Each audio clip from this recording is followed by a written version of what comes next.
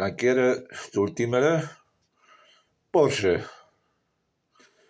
Marca de la Porsche.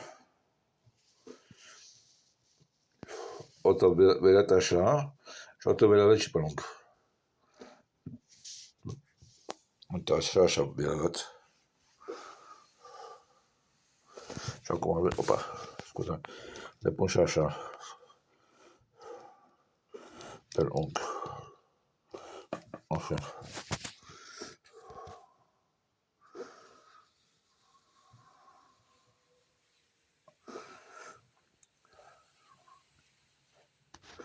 Ăștia-s 5 mașini Porsche a mele, colecția mea de Porsche.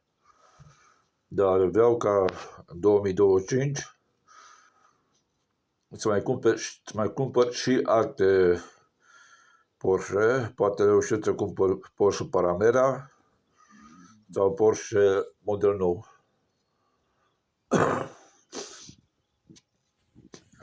Se vede, da? Uite așa. Că nu, să încerc că nu vreau să filmez.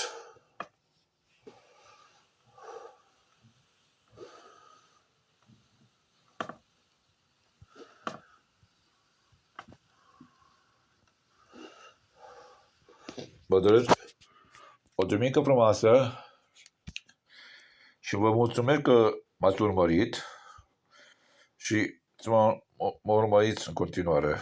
O duminică frumoasă vă doresc.